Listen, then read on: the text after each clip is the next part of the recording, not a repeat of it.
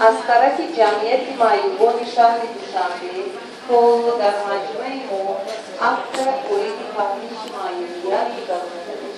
از این لحاظ از شما با احترام بزرگوارانه احترامانه خواهش می‌نماییم و نمایندگان این جمعیت همکاری نمایید و دقتتان تشکر. بله، من فاطمه شمس‌دینم، حقوق‌شناس جمعیت معیوبان شهر دوشنبه هستم و هر یکی ما که امروز اینجا جمع اومدیم، هر یکی ما امروز علاقه متخصص هستیم، نوبسته از اون که دانشجو هستیم، کارمند هستیم، نوبسته از اون که اختصاصی گوناگون داریم. تصمیم‌های ما متخصص هست که امروز معیوبیت رو خوب‌تر می‌فهمند.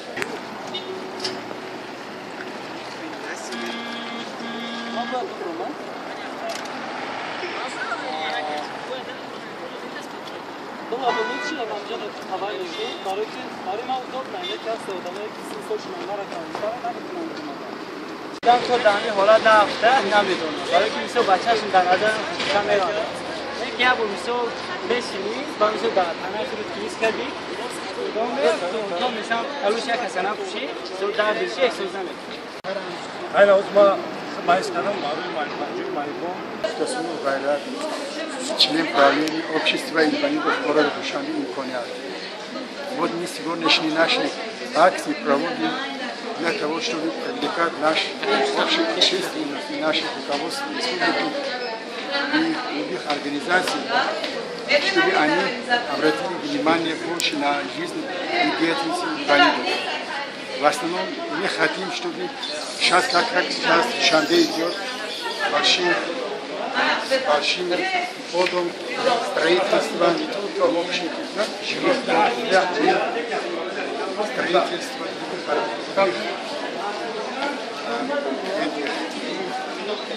спортивных, культурно-массовых организаций, они строят большие дома. Но не в каждом этом здании предусмотрено движение для инвалидов. В основном они строят однотипные здания, которые очень мешают движению инвалидов.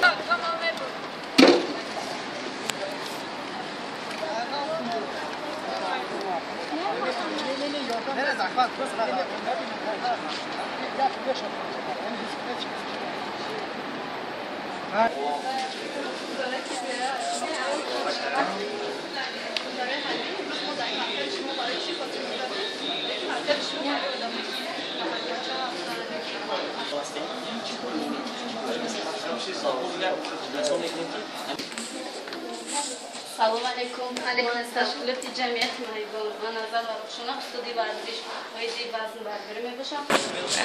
مو همین میخواستم که در هم روی مرکز سعودو یک تا اکثر ضروری روز اکثر ضروری است. باز اکرش مو جسم سوری است.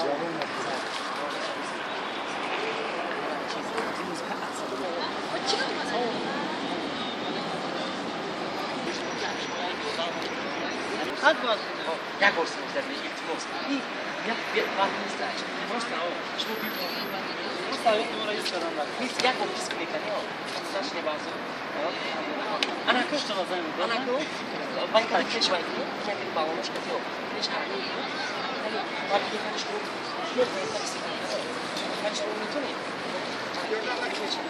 تو چی نمی‌کنی